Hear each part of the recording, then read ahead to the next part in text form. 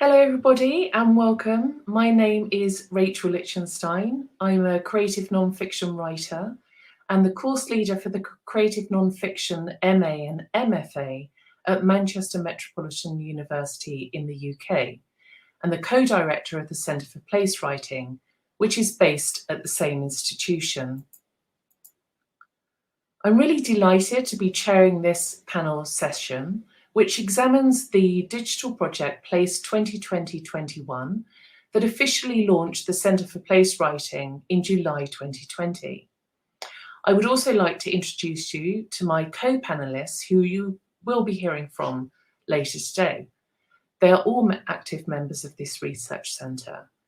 They include Professor of Creative Writing Jean Sprackland from Manchester Metropolitan University, who's published multiple poetry collections and creative non-fiction texts, including Strand's A Year of Discoveries on the Beach, which won the Portico Prize for Non-Fiction in 2012. I'd also like to introduce you to Dr. Eleanor Byrne, a senior lecturer in English literature at Manchester Metropolitan University as well, and Sukhdev Sandhu, a British writer now based in New York, where he works as Associate Professor of English and Social and Cultural Analysis at NYU. Sukhdev is also a film critic who makes radio documentaries for the BBC and the author of creative non-fiction texts, including London Calling, How Black and Asian Writers Imagined a City. You will have an opportunity to hear from these panelists later in the session, and some of them will read from their contributions to this digital project before we open up the discussion to all of you. We will have time for questions at the end, so please do pop them into the chat. But first of all, I want to give you a little bit of background information on the Centre for Place Writing, which was established in 2014 by a cluster of writers and creative critical thinkers from Manchester Metropolitan's Department of English in the UK, with an aim to develop new research in the field, promote the study of the genre, alongside providing a platform to discuss and showcase new thinking and writing on place. Since we became an active research cluster, the activities of the Centre have steadily gained momentum, with an ever-increasing variety of public events being held at the university and beyond, including place writing festivals, book launches, lectures and workshops. And we now have a postgraduate community of over 15 students exploring a range of place-related PhDs. Since the millennium, there has been an explosion of interest in the emergent literary genre of place writing, which refers to literature in any form that moves setting from the background to the foreground, figuring place as the foremost subject. The diverse range of locations explored within place writing can include those conventionally described as natural, to the contemporary city, edgeland locations, sites of erasure or displacement, and every place and non-place in between. This preoccupation with place is evident across a range of literary forms, but particularly evident in creative non-fiction writing. Prominent British writers working within this field include the acclaimed nature writer Robert Macfarlane, who's one of many external members of the Centre who have endorsed and championed the work that we do. We also have members from across our university, and we are affiliated with colleagues such as Sukhdev at NYU from a wide range of other universities internationally. So if you're interested in joining us, please do get in touch. As millions of people went into lockdown around the globe in early 2020, the idea of place and its meaning shifted radically. In response, the Centre for Place Writing invited some of the most acclaimed, distinctive and emergent writers, artists and filmmakers in the place writing field, along with members of the Centre and emergent new voices, to examine what place meant to them during this time. With access denied to many places, Local environments were explored in new ways. Places of the imagination came to the fore, alongside sites of memory, virtual places, and many others besides. The responses came from across the globe and include a dynamic mix of new writing, poetry, essays, films, and podcasts, which can be explored on the website. Some of the creative nonfiction highlights from Place 2020 include a hyperlocal spring by nonfiction British writer Amy Liptrot, who grew up on a sheep farm in the Orkney Islands. Her best-selling memoir, The Outrun, about this experience, won the Wainwright Prize for Nature Writing. She now lives in West Yorkshire in the north of England, which was her starting point for her submission for Place 2020, which is about her household's experience of the COVID-19 lockdown.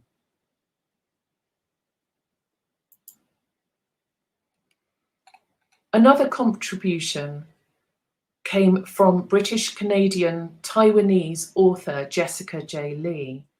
She's the author of 2 books of creative nonfiction, and she's also the founding editor of the Willow Herb Review, a literary journal that aims to provide a digital platform to celebrate and bolster nature writing by emerging and established writers of colour. During lockdown, from her apartment in central Berlin, she was listening to the birds, neighbours, her husband and dog. For Place 2020, she considered the shrinking of her world to a single square mile and the riches to be found, which you can hear in this wonderful podcast written and recorded from her apartment in Berlin during one of the first lockdowns. Another contribution, a photo story with text, came from renowned activist and photographer Lola Flash in New York, who documented and wrote about the historic Black Lives Matter protests in that city as they happened.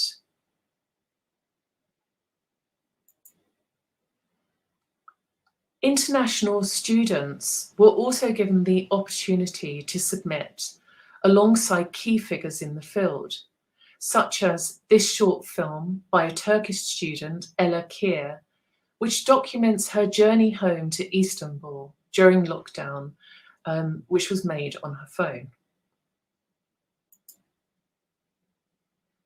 Place 2020 also features new writing by core members of the Centre for Place Writing at Manchester Metropolitan University, including a Sheffield Lockdown Diary by Helen Mort, Tales from the Coast by nature writer Paul Evans, an exploration of Manchester's rivers by one of our PhD students at the centre, Richard Skelton, and a hybrid non-fiction piece by a visiting professor, Tim Creswell, from the University of Edinburgh, reflecting on being a newcomer to Edinburgh during the time of the first lockdown.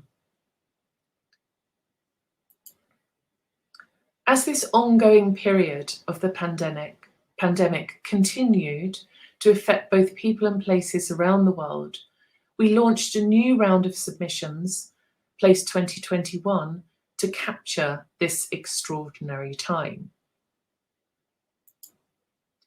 These included a creative non-fiction photo essay by artist, writer, and activist Annalee Davis that examines the impact of both a strict lockdown and the eruption of a volcano in St. Vincent on the life of the former 17th century plantation, now a dairy farm, where she lives on the Caribbean island of Barbados. Another contribution, a narrative film edited during lockdown from Malaysian filmmaker Hazwan Hashim and his partner Phil Maxwell. The film was shot in 8 countries across Europe and Asia, and stunning imagery examines the reality of climate change today and reveals the environmental impact on different communities.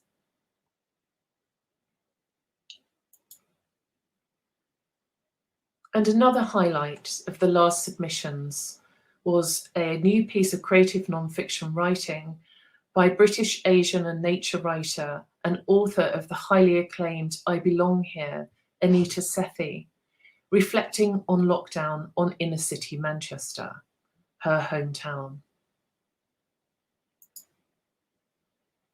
Other submissions this year included a travelogue by a young globe-trotter, Jasper Hadman, that records his experiences of the pandemic in a remote part of Ecuador.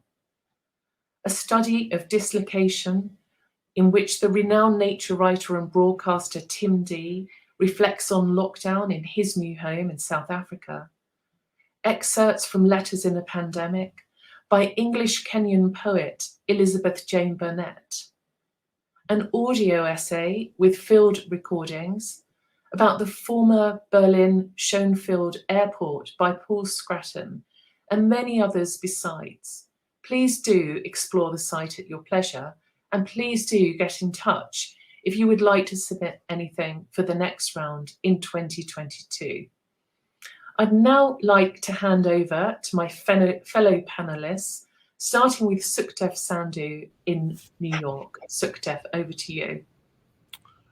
Thanks, Rachel. I wrote my piece about 18 months ago, I guess now, and it was initially an attempt to talk about where I was. In the process of writing it, it was more a kind of sustained befuddlement about where was I. So these are just extracts. One day in March, the curtain finally falls. The building where I live in Greenwich Village is evacuated of the last of its 650 students who scatter across the city or to other states. Young thug leaking out of dorm rooms, the pinging of elevators, the click of pool table balls, dining hall gossipation, all gone. Corridor notice boards still display posters with QR codes for open mic nights, casting calls, Broadway shows, basketball games in Brooklyn. Each is an advertisement for business and for vitality. Make career connections, declare your future, move boldly forward. Now, the future's been suspended. I rattle around like a ghost. For hours and days, I stare at my laptop with its intravenous drip feed of darkening statistics. Sinking, sinking. Then, as always when I'm in trouble, I turn to the streets. Now that the city's burghers and business people are off the scene, those streets are being repopulated by the homeless. They've always been there. The number of homeless individuals and families in New York is higher now than it's been for many decades, but suddenly they're more visible. A lot of them are scared of being infected in their shelters. Some make it over to near the West Side Highway, where there are no cops and where they can have a whole block to themselves, lying down on the sidewalk and sunning it up without fear of arrest. Up on the steps of a huge postal service building on 8th Avenue, there's a mini encampment of them. Strength in numbers. Round where I live, the mood is more tense. Some guys prowl around like hungry lions, going into the few delis left open and yelling at scared Latinos to give them food or drink. One ruddy-faced old man, who's probably no older than 30, shouts at strangers, "Scabs! I got scabs!" But it's not clear whether he's doing so to threaten them or to get their pity. Another stands at the door of a corner store I've just entered and promises me he's going to kick my ass, break my neck, or, failing that, crash a pipe on my head. You get within 6 fucking feet of me and you are fucking toast. Later that day, I hear a guy talking, possibly to himself. Social distancing? Folks been social distancing from us forever. Some nights, I can't go to sleep on account of the sparrows. They're so chatty. Every sound they make says, "Alive, alive ho." Some days, All I hear are sirens. Rainy days, full of staying inside, full of metallic-sounding confabs on Zoom. Can you mute yourself? Can you unmute yourself? It's in Chinatown that I experience the city's deceleration and diminuendo most acutely. Chinatown, full of migrants, legal and illegal, from decades ago and more recently, is one of the few places with a pulse left in manicured, branded Manhattan. The tenements in which they live were once populated by tens of thousands of East European Jews fleeing shtetl pogroms. They're cramped, still cramped. And so life, in all its gossipy, argumentative noisiness, happens outdoors. Hawking and hustling, tiny margins, vivid parades, cacophony and calligraphies, the smell of street theatre. But today, in Columbus Park, the quiet is overwhelming. There are no old ladies playing mahjong, no old men puffing out plumes of tobacco smoke, cursing as they lose at cards, no metallic melodies and keening refrains from the musicians performing old Chinese operas. Normally, the younger kids, double the size of their stooped grandparents, would be shooting hoops and high-fiving each other on a nearby basketball court. But they're not there. And nor are the grumpy vegetable stallholders on nearby Baxter Street, nor the young couple sipping bubble tea at the cafes on Mulberry, nor the itinerant air hoop player on Pell Street. I feel bereft at this missing audio archive, its loss intensifying the grief brought on by the fire that ripped through the nearby archives of the Museum of Chinese in America earlier this January. I head across Bowery, past East Broadway, where I normally go to get the cheapest bok choy and daikon in town, all the way down Catherine Street. Normally at this time of year, here by the East River, with fast-moving trucks slishing by, groups of elderly women from the nearby projects can be found doing aerobics to the accompaniment of turbo sinopop. Bam, bam, bam. Again. Bam, bam, bam. Again. Bam. I could cry. One morning, walking in Little Italy, I stop still and listen. It's the wind. There's been a lot of wind recently. Back before all this started, I used to think of wind as something that slammed or bludgeoned, something that hit buildings and trees, that turned umbrellas inside out. But the wind these last few weeks is cleaner. It feels as if it's traveled a long way to deliver a message, and that it's saying something important in a language no translation app could ever recognize. There on Mott Street, I strain my ears. There's more to this than this, it seems to be singing. More to hear than hear. I'm not hallucinating. The wind seems to be promising me something rather than threatening me. Here are transports. Here's a map of elsewhere. Messages from the past. Or is it whispers of the future? I don't know if you'd like me to say anything else, Rachel. I think for me, I was really pleased to have the invitation to think about writing at a time when I didn't want to write or felt completely immobilized in many ways. And it made me, especially irrespective of what I wrote, but reading the range and watching and listening to the range of responses on the Place website, it was really and genuinely exciting, partly because of the parity that you gave, both to writing and to visual essays and to sonic essays, and to think about all of these different kind of modes of engagement with time and with place have something to say to each other and can learn, and the artists and the makers can learn from each other. Most writers I know are as passionate about music and about sound and about different forms of image making, still and moving image, as they are about writing. But it's very rare to be given a context or a platform where we can cohabit. And so it was great to hear pieces about Dortmund, about South Africa, about Scotland, about pretty much everywhere. So that was great. Also, because I think a lot of the writing that you mentioned in your presentation often foregrounds what is increasingly a fairly sort of limited repertoire of voices, which is still kind of overly indebted to the kind of increasingly sort of tired remnants of a kind of sort of 19th century post-flanneurial form of walking, usually rather male, usually very crepuscular. I'm very male. I'm very crepuscular myself. It's good for me to be reminded that there's far more sort of dynamic ways of exploring what place is and what place could be than all of that. And so the internationalism of the contributions was a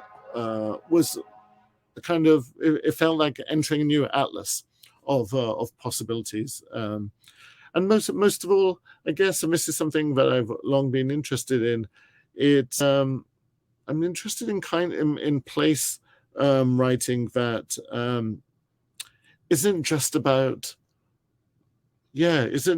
men walking on their own. I'm interested because, especially during lockdown, where the streets were mostly deserted and the streets were verboten in some ways, it was interesting who was out there.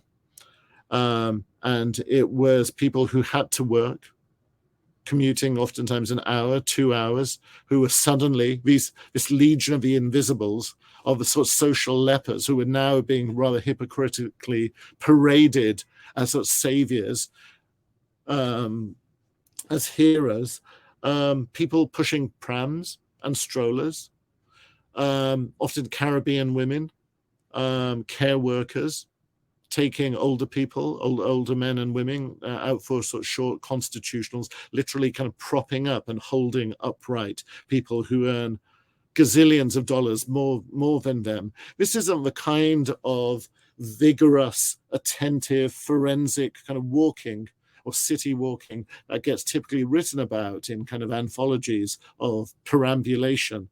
But it's a crucial kind of movement, and all of these voices are mostly uncaptured. And so the invitation has also made me think about what's been missing in my own writing, missing in my own practice over the years. And so I think there will be significant changes in times ahead. So thank you for all of that.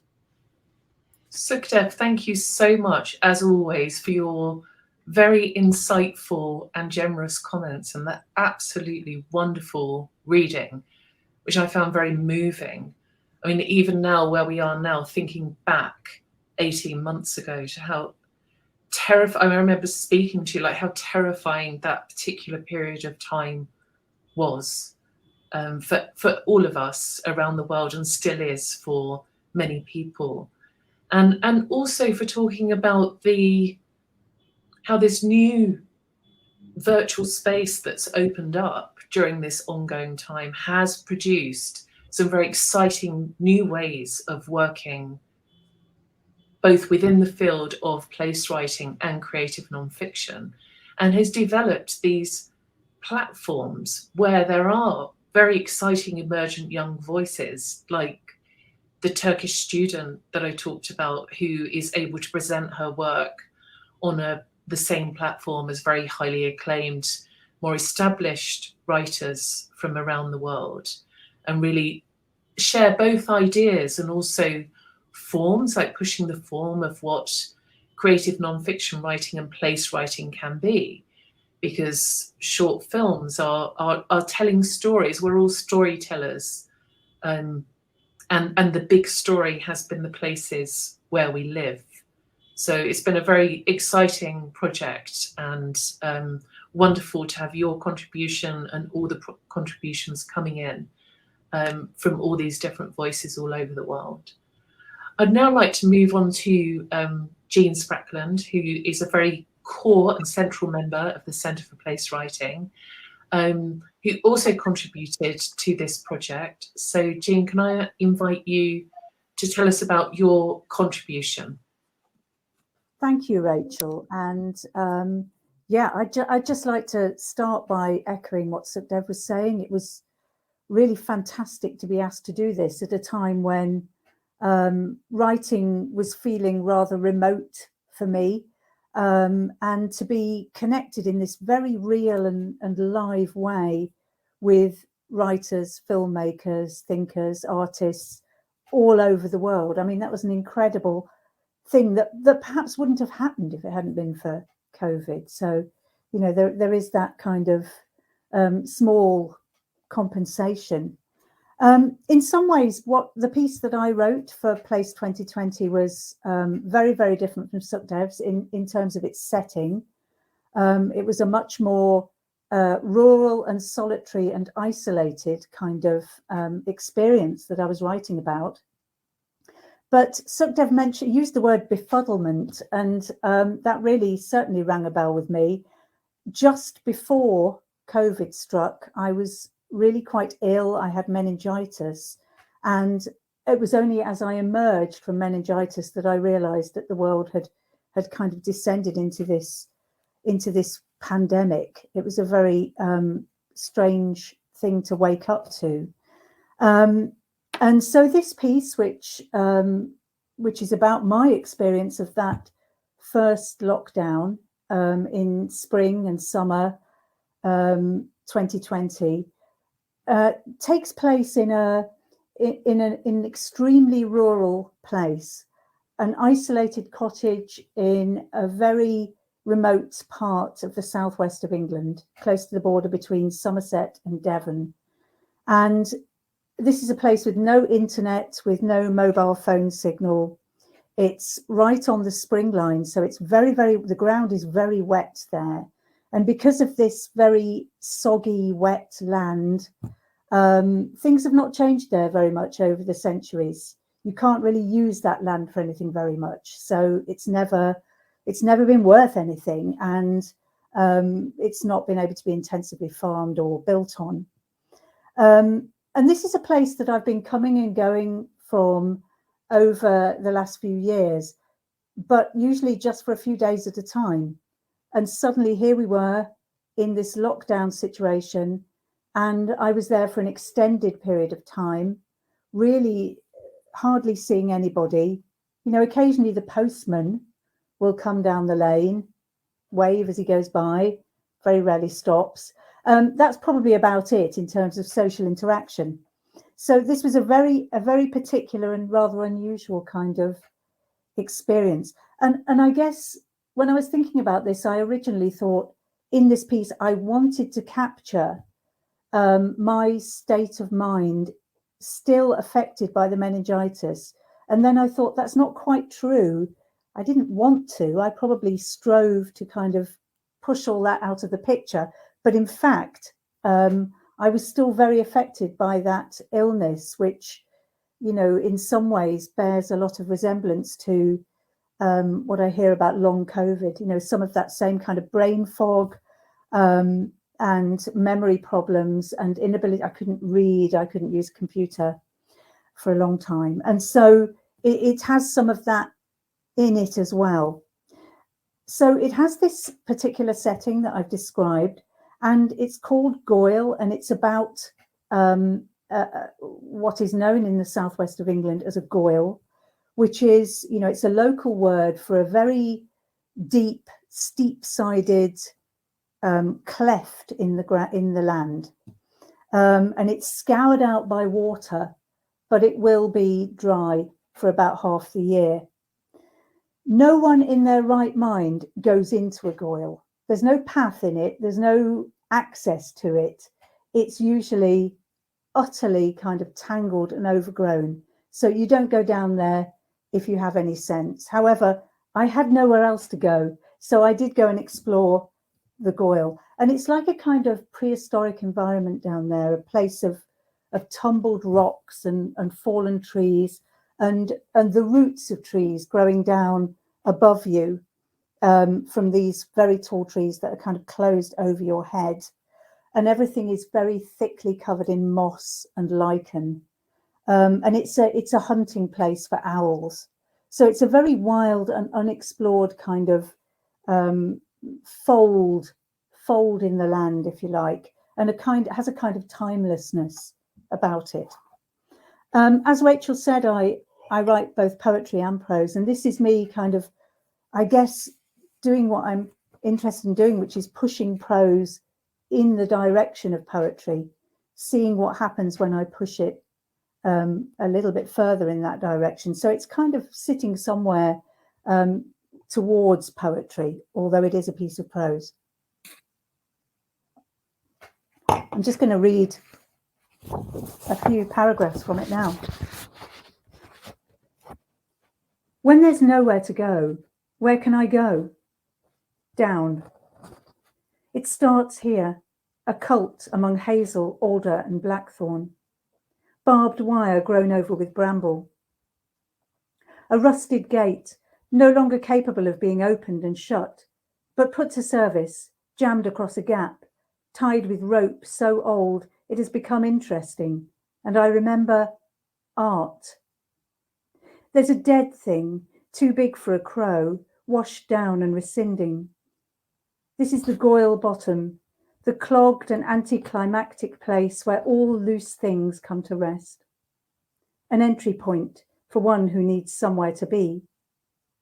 I have to squeeze through a gap, past the immense stump of an oak, twice my height, bark torn away down one flank to reveal the pulled meat inside. I turn my back on the light and crawl in.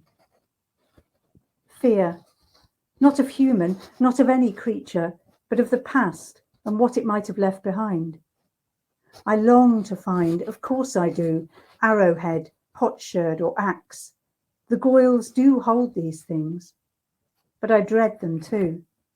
The past is so present, my own life so pressed and compressed, I barely exist here. That kind of discovery could collapse time altogether with me inside it. I inch forward, looking and trying not to look. The cottage where I'm living is a simple instrument for the telling of weather. Wind pushes at the front or at the back, playful or spiteful, importing freshness or agricultural stink. Fingers the curtains as if to judge their quality. An old door slams. Out of every tree, a bird takes fright. The dog at the farm makes 5 short barks in a row. I watch the dynamics of clouds. They're sliding over and sliding beneath, the way they thicken and thin, the way they suck up colour and throw it down. A window levered open between them, just a crack at first, then wider, and then a sudden blaze of blue which makes the blood move in your body. You can lean out and feel that blue like a future. You can lean out and count until it slides shut.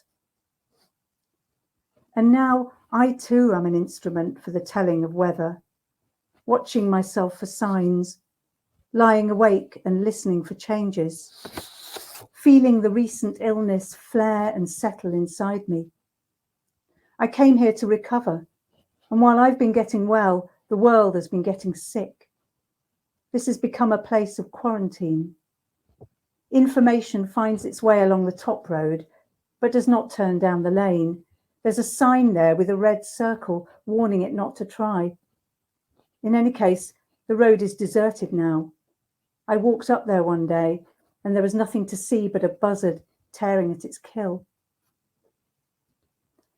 To lock something down is to hold it fast, keep it still, stop it shifting or changing. Straps and buckles in a rental van meant to secure your things so they don't come loose as you take a bend or hit the brakes. A vault where certain items are stashed, chemicals, papers, quantities of gold. Or a promise requiring to be sworn and inked and given the legal stamp. But nothing is secured here, nothing is stopped or held fast. Illness has its own vitality. Spring will not be restrained by straps or signatures. Its furniture skids and collides, chemicals are spilt and volatile, promises are like apple blossom torched by frost. How did the water eat so deep a channel, now no more than a seep? Cold sweat runs down the face of the wall. I lick and find it sweet. It runs into a basin of roots where the twisted feet of trees grip the sill. A basin lined with moss. A drop swells on the lip of a leaf and falls like a word being said, breaks in the green basin and runs away not quite to nothing. Then a small silence before the next drop gathers and speaks. I wait the silences the way I would wait between the chimes of a church clock as I crossed a square in some town or another, listening for the bell to tip and swing on its yoke, for the heavy muscle of the tongue to flex and utter its one word again and again, the only word in the language. This hour no different from the hour just spent or squandered, this day like every other, and every moment tending towards the next, the toll of the bell, the dripping tap, the footsteps echoing and draining away. That was another life. Today, water pools and drips and is meek, but it must have other moods. The way darkens ahead, and an ancient ash squats like an old king with his robes hitched up, or a machine parked over the inspection pit where I stand and examine the underworks. It's propped on nothing, and the parts are seized with mud. Couldn't it fall at any moment and crush me? Time, too, is a structure barely supported, could simply fold and take us all with it. Thank you, Rachel. Jean, thank you so much. That was such a treat to hear you read that, and a wonderful experience just to share a reading in a virtual space like this, to be able to share our work. So thank you for that. I really enjoyed hearing them both. Ellie, I'd like to come over to you now. An active member of our centre and other research centres, and making a huge amount of international connections from your base at Manchester Metropolitan University. Can you just tell us your thoughts about this project?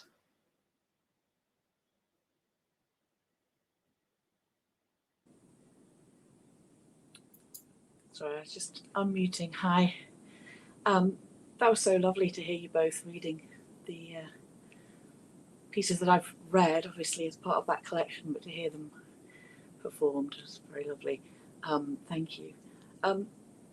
Yeah, Rachel, I was kind of expecting you to go next, so I have my questions for Jean and for Sukhdev, but perhaps I'll keep them and wait till you've done your reading, shall I? Okay, I can do a short reading. So I also produced a piece for the Place 2020 project. And this was about, my kind of creative nonfiction writing relies on a lot of archival research,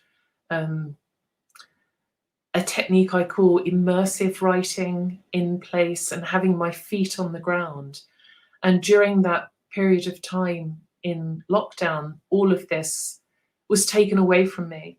So I started to do some research online, looking into my grandmother's story based on a single photograph. So I'll read a short piece from that text, which is called My Lover. The name My Lover reverberated throughout my childhood as a faint memory trace, an echoing whisper, Until recently, the only thing I knew about this place was that my grandmother, Malka Lichtenstein, formerly Kirsch, had been born there. After she died, I received a single postcard from her bedside table. And in recent weeks, during lockdown, after an absence of many years, I've been thinking about Malava again. I asked my father if he knew anything further about this place, but he said his mother never spoke much about her Polish past. There's so much that I wished to talk to her about, but I never did because as a child, you're not interested, and she's been dead nearly 40 years, he said. Looking at the postcard again through a magnifying glass, I noticed new details. In the foreground of the picture, huddled in a doorway, there's a group of people poorly dressed who look like Jews in traditional garb, a woman wearing a long skirt with a shawl and a head covering, an older man with a full beard and some young boys who could be yeshiva students. A few of them are staring into the camera, but most are watching mounted troops in military uniform ride down the narrow, unpaved, muddy road. Further up the street are others similarly dressed, standing outside lone, ramshackle wooden buildings, staring at soldiers on horseback. A crowd of local men walk beside the procession. It's unclear whether they're welcoming the armed forces or afraid of them. The left-hand corner of the postcard is missing and the caption on the back has faded. The photograph on the front reminds me of the scene in Fiddler on the Roof when Cossacks advanced into the fictional Ukrainian shtetl of Anatevka before inciting a pogrom. Searching online for further information about Malava, I learned that today it's a large municipality in northern central Poland, but when Malka lived there in the early 20th century, it was a frontier town in the captured Russian territories known as the Pale of Settlement. Close to the Imperial Prussian borderlands and witness to heavy fighting between the opposing German and Russian armies, it was a place interrupted by violence and uncertainty. Nearly half the population of the town were Jewish back then. They lived predominantly in the poorest district, which had been established in the early 19th century as a restricted quarter or ghetto. Most living there, it was a hard, poverty-stricken life that mirrored the lives of hundreds of Jewish communities in shtetls across the Pale, with anti-Semitic attacks being a common occurrence. An internet trawl uncovered a memoir written by a Dr. Yonis who'd lived there during the same period as my grandmother. He described a semi-rural town surrounded by dark forests and damp fields, wrapped in thick grey mists, with large wooden granaries filled with wheat on the outskirts. Most of the Jewish population scratched out a living as tailors and craftsmen or peddlers. The streets of the Jewish quarter ran mainly in straight lines and were filled with small houses much like those in the postcard. There are a few stone buildings and many narrow alleyways and yards connecting the street. The old marketplace was the central focus of the town, and when the market was operating, Malava came to life. Google Books alerted me to another first-person account written by a former resident who describes Malava around 1910 as a bustling place with an active and diverse Jewish cultural life. And the piece continues, there's too much to read now, but just showing the kind of difference between the creative research techniques used during that time of the pandemic and how I connected with family members and archives via the internet, interviews over Zoom, talking with family over WhatsApp, and actually gathered a lot of information about this place, which has since been wiped off the map. So I suppose Malava is an example of one of the non-places that no longer exist, not as a Jewish space anyway. Okay, Ellie, over to you.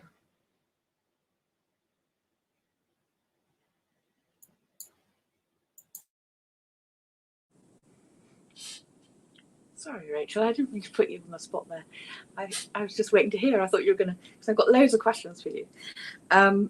Yeah, so I'm sort of newly joining this incredible centre, thinking about what I might want to do to join you all.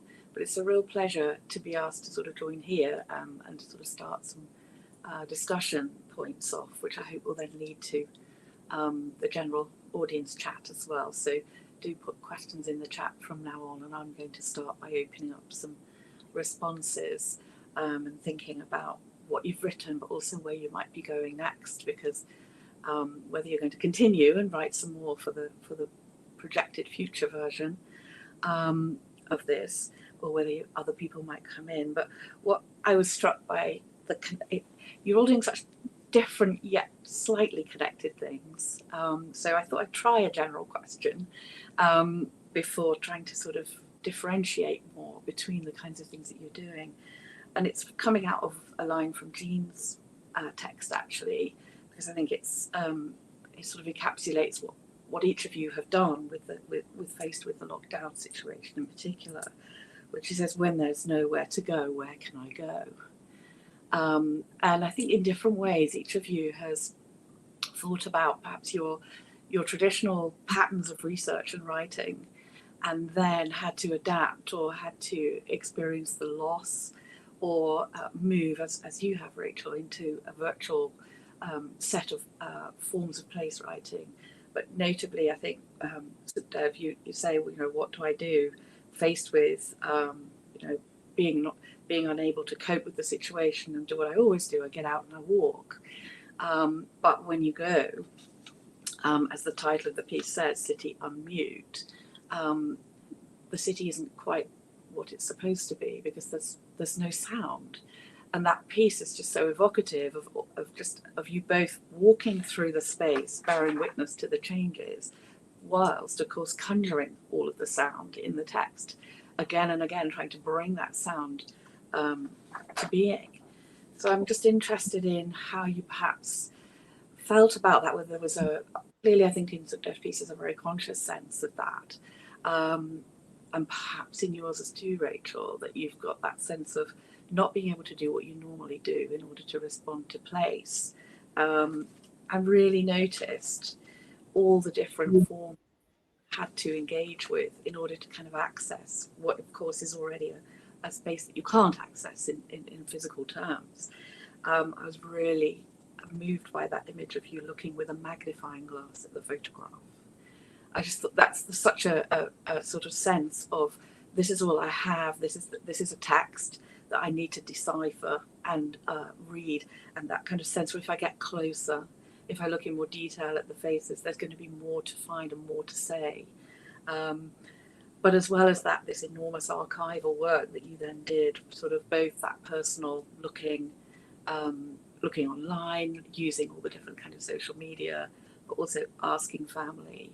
And I was really touched by the photos in that piece as they move through the piece, the sort of initial family photo, moving to that second more painful photo, and then the final one of the middle one of Malka, of course, looking amazing in London, but then the final one of the postcard, where the place that was known is not there anymore. So that's a very long sort of statement rather than a question maybe, but I guess that sense perhaps is, what did you think about when there's nowhere to go, what can I do? And how far were these pieces responsive to that nowhere to go? I'm very conscious that when we first had our first lockdown in the UK, there were even restrictions on how long you could be out of the house. You're supposed to take 1 hour's walk. So there's sort of people joyfully saying, I'm off for my hour's free time, kind of sort of posting on social media, I'm taking my hour. But also a lot of people obviously just out and about in the park, sort of that was the only space to go to. So there's sort of all these paradoxes about what you're allowed to do at that time. So yeah, maybe have some responses or thoughts to that. I think that's you raised a lot of really interesting and suggestive topics, Ellie. So thank you. I mean, I guess for me, in relationship to the virus, the thing that I was struggling with, will continue to struggle with, is the word crisis. Is this a crisis? Is this something that is exceptional? What has been happening? Is this something that is unusual? And sometimes I did feel like that, and sometimes sometimes I think no. All it does is it exposes social inequalities, exposes cultural conditions, philosophies of being, systems of organization that have been in place for a very long time and that have been really hurtful for most people in most countries for many decades. And so it just gives us a slightly different framework and a slightly different lens, maybe gives us more intensity for seeing what was hiding in plain sight under our noses anyway. And so, and how to relate that to kind of writing? Well, I would have said that my earlier work, a long time ago, was all about looking for understanding things through books and texts, and looking for physical archives and looking for paper trails. And then slowly I've been moving away from that. I wanted to meet actual people. I wanted to trust my nose, my ear. I wanted to be more tactile. I wanted to have adventures. And I didn't want to, sometimes it seemed to me that I was being parasitic on the writers that I was writing about. I was just using them to say things that I wanted to say myself. And I just didn't have the nerve to do so. But if my earlier work was about, as it were, kind of giving voice in part to some writers who were not particularly well known, who had not sort of survived through to the present, I think actually, you know, what the kind of stuff that I was writing in the last year and a half is doing the same. It's the same kind of work. I'm still trying to listen to voices that don't get heard very much. And the voices may be botanical. The voices might be mycological. The voices might be meteorological, and they might also be sort of human and sociological. But it's essentially the same. It's essentially the same project, which is trying to teach yourself to listen, and try not to assume that just because you can't hear something immediately, there's nothing there. You got to listen more carefully, and it's maybe a kind of imaginative listening. But yeah, it's a deeper listening and a deeper transcription. So yeah, so is my writing different from when it was before? Probably not. It's actually maybe it's the same old thing, just as the crisis is the same old thing, just with different kind of knobs and bells on and whistles. Thank you for that, Sukhdev, very much. I'll just ask them that briefly, Ellie, and thank you for your questions and thoughts on that. I think I answered that partly within my own writing, within my own practice, talking about how that's changed. But during this ongoing period of so much isolation, I think it's been even more crucial to think about our practice and what we do in a collaborative way. And that's been the joy that's come out of this period of time for me, working on projects like this collaboratively, sharing our work, and even starting to think about kind of collective practices of authorship and research to develop kind of co-created outcomes. That's somewhere that I'd like to go with my research at the moment. Jean, how about you? Yeah, I mean, I it's great to hear you both talking about that. And I really, a lot of what you have both said really resonates with me. I mean, there was an odd paradox for me in being in a place where no one would know if I walked all day. This thing about only being allowed to be out for an hour. No one would see me. I wouldn't meet anyone anyway. So I had a tremendous amount of freedom in some respects, but was very disconnected from people because, if I wanted to even pick up an email, I'd have to walk half a mile up the lane to get a signal on my phone. And so it kind of threw me back, I think, in terms of my writing on what has always been central to my writing, which is this kind of embodied experience of place, this kind of sensory, visceral experience of place. I think that was quite good for me to be returned to that after a period in which I'd been doing quite a lot of desk research for a book that I published last year, and had been sort of caught up in a very absorbing and enjoyable way in that kind of research. But to be returned to the kind of conditions and the state that got me writing in the first place, and reminded me of where poetry begins for me, which is definitely with the physical. It's with place as the thing that you are touching, smelling, seeing, hearing. And I hope I won't, I hope not to forget that again, or not to kind of lose contact with that again, because it feels absolutely fundamental to me as a writer. Thank you so much for that, Jean. I just want to ask the audience, if they do have any questions, please do pop them into the chat. But in the meantime, Ellie, do you have further questions for the panel? Yeah, I'm just quickly checking the Q&A, but I think if we can keep it in the chat, that would be helpful then, because the two different things I have to keep opening and closing them. Yeah, well, I was just going to come back to you on that point, Jean, because of course your piece says Goyle is a throat. It swallows me, and that sense of you, as you say, that kind of really strong embodied sense of you as somebody who's already taking a kind of retreat, already in a retreat, and then suddenly overtaken by the quarantine itself, by a kind of larger retreat that has sort of come over the land, as it were.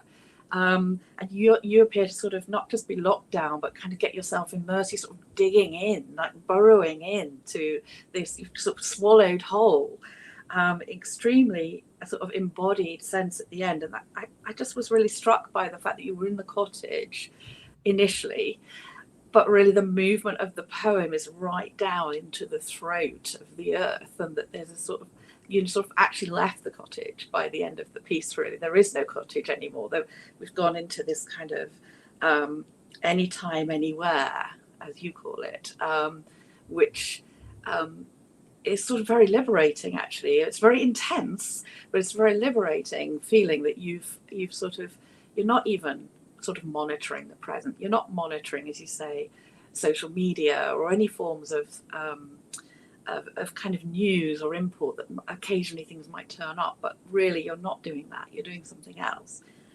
And it reminded me of Mary Capello's keynote yesterday, talking about needing a new language, or thinking about new ways of framing that might seem to be from the margin or the edge, or from somewhere not from the public discourse, not from the official discourse, to try and speak to what's going on, and how she was still trying to form at that, trying to think about it, because of the overwhelming sense of discourses of the period coming from, official news media, government documentation and advice.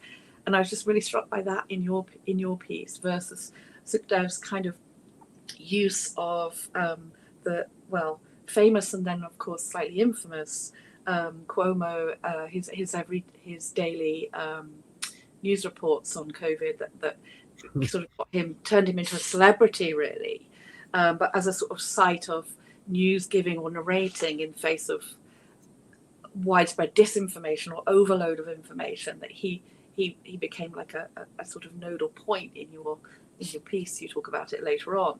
So I was just really interested in that in your work, really, Jean, and then maybe that's also a question for Sukhdev as well.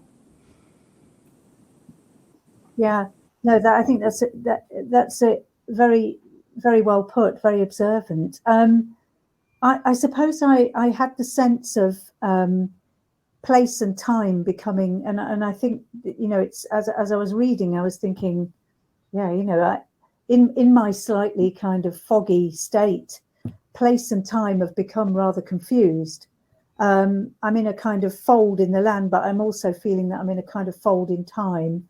I mean, to be fair, I think I do often confuse the two, or at least they seem to me to come together. I like to kind of put them into a sort of collision. But yes, you're right. I was in a place where there was nowhere to go, nothing to do. I was out of contact with other people, and that kind of sense that really it was only by descending deeper into the earth that I could sort of go anywhere. I mean, what I should say is that I normally lead a pretty urban life most of the time. I live in London, I work in Manchester, so it's not as if this is my normal mode, but it became all there was. The world kind of shrank for me, just as it did for people who were living in flats in inner city areas. It shrank in a different kind of way for me. You know, it was all wonderfully green and open in some senses, but in fact, actually, there's this sense of being very cut off from all your usual sources of not only of information, but of collaboration, of connection with other writers, of, you know, being able to read what other people have written. I mean, I don't think I actually got to read the Place 2020, to look at that website until quite some time after it went live. And then that was an astonishing kind of moment of returning to the city and having access to all that stuff again, and realizing that actually time had not stopped. In fact, time had not stopped.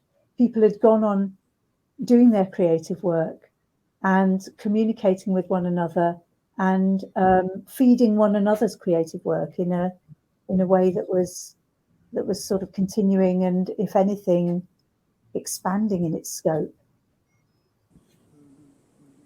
I was very aware of that. I was writing for screen, and it's very hard.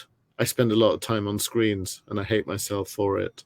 And I'm not sure if I'm reading anything when I'm looking when I say I'm reading things on screen, but the words just turn into shapes, and my eye just skitters around. And I have very little memory of what I've been spending hours, days, years, decades staring at. So to your point about a certain kind of, I don't know, narrow gaze, intense gaze, kind of compression, I think it's slightly intentional. I want to, or for this project, I wanted to do slow writing. I wanted to have, and I wanted it to look, and I was very grateful for the kind of time and the commitment and the resources that place gave in terms of how text looks on a screen and how it can be sort of designed so that it doesn't look busy. It has room to breathe. It feels a little bit lonely. And yeah, I think that's the kind of writing also I'm sort of drawn to. It's not enough. I think maybe even when I'm reading books these days, that's one of the kind of legacies of reading so much on screens. I have more demands on the graphic identity of the books that I buy and that I touch and that I look at. The words have to have a different kind of atmospherics. I mean, I've got books behind me where I have like water. I think Alice Oswald's Dart, where it's a little bit of a Thames in, and I don't mean something like that, which is kind of sort of fun and charming, almost a kind of artifact. But if we are interested in the tactile, then we should put more pressure on the physical object itself, and I think, and what paper smells like, and how it touches us, its relationship to our skin, how it makes us feel, and how that informs or is informed by our writing itself. So that's a broader answer, but engaging with the screen or trying to work against the screen is kind of sort of part of that conversation about writing in place. Sukhdev, thank you very much for that. I agree with everything you said, but I also think that this project showcases maybe a future place for creative non-fiction writing and place writing more generally, in as far as so many of the contributions exists in the form of podcasts or texts with embedded digital photographs, short films, photo text, essays with the imagery being more dominant. And I think it has been an exciting place to put that all together, but it does need to be done in a very careful way so that we, particularly within our overwhelming situation of living and working and communicating and socializing within a virtual space that's predominantly happened in the last 18 months, it needs to be carefully done. So we haven't got much time left now. So if there are any questions from the audience, please do put them into the chat. Otherwise, Ellie, over to you. I'll just give people a few seconds if they want to type something, because I don't want to dominate the questioning or limit the questioning, because people might have very different kinds of things they want to say about those pieces.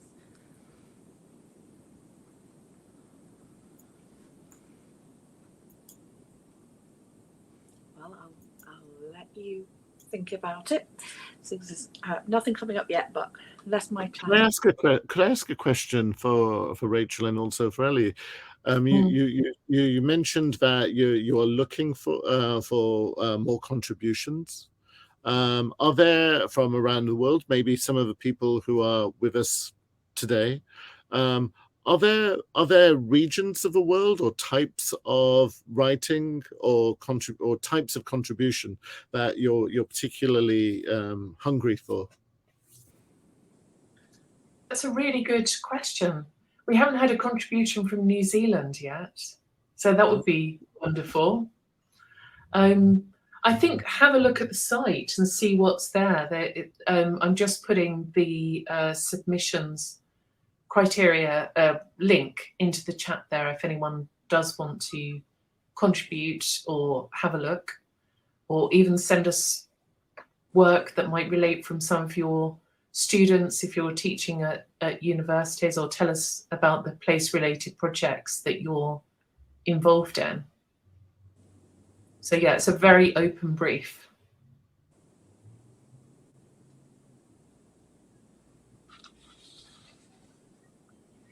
Ellie, do you want to give us one final question before we close? I can do, if there's really nobody in the audience who's desperate to ask any one of the speakers anything.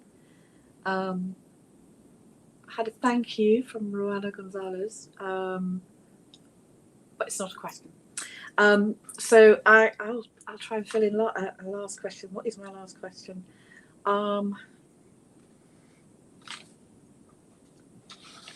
I think it's probably for you, Rachel. Obviously, you're the instigator to an extent of the project, and I'm wondering about where you see ongoing continuing, or obviously you're planning the next sort of iteration of this kind of work. That's exactly what Ruana's asking as well. What's next? And Thomas is just reminding us we've got 5 minutes. So perhaps this definitely is the last question then, to an extent. What's next? Both in terms of this particular project or further writing that you might be doing. You've you're clearly in your piece looking at this tension between a place that's absent but so present in terms of its traces, and in all the ways in which it's marked a family history as well as a broader cultural history. Is this something that you're going to be pursuing further? Is this a bigger project, do you think? Or is there some other thing that might end up? For me personally, that is certainly a bigger project and something that I'm researching in depth. For the Centre for Place Writing, we're hoping to have another, well, we're actually hoping to not have another version in 2022, because that means that we'd be out of this ongoing period of the pandemic across the world, and we'd be moving on to other subjects. So we'll see what happens there. The Centre for Place Writing at the moment is continuing to produce lots of different projects, but we're definitely looking for further international collaborations and to share some of our learning and knowledge, methodology and techniques that we've started to examine, particularly within creative non-fiction writing.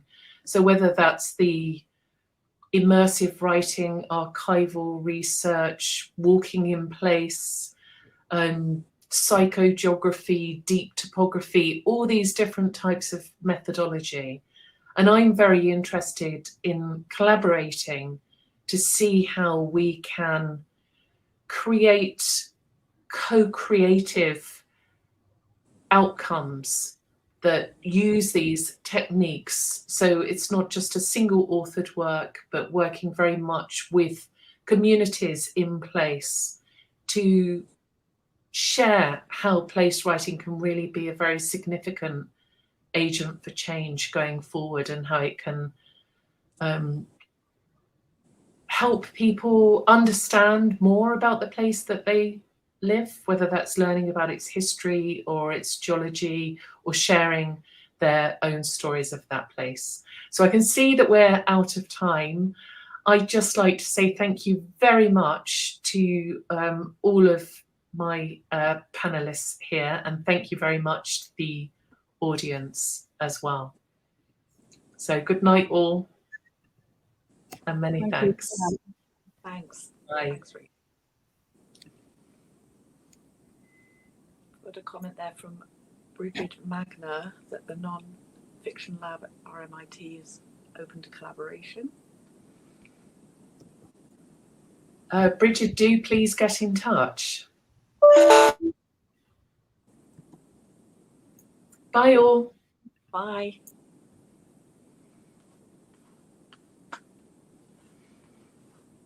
God, that was savage. I don't actually know how to do that, whether I can just leave or whether remove. Oh, yeah, I think probably we just try and leave at the top right. Thank you so much, Ellie. Those are it's incredibly hard in these kind of conversations to try and sort of bring together so many strands. But I thought you did it really well. I'm glad. It was a bit of a challenge initially. I thought you're all doing such really fantastic stuff, but it's quite different in key ways. So thankfully there were some connections that we started us off. Yeah, I think we're being encouraged to leave. So I'm going to press leave. Yeah. Thomas, I don't have a leave button. Oh, okay. I'm just permanently here, sorry. Just switch off, possibly. Oh, Rachel's back. Rachel's.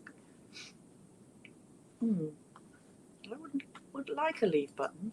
Okay, I'm gonna try and leave. Please don't think me rude. No, Rick. Hope to see you soon. Can you just get me out, Thomas? Can you just leave? Make me leave? Thanks.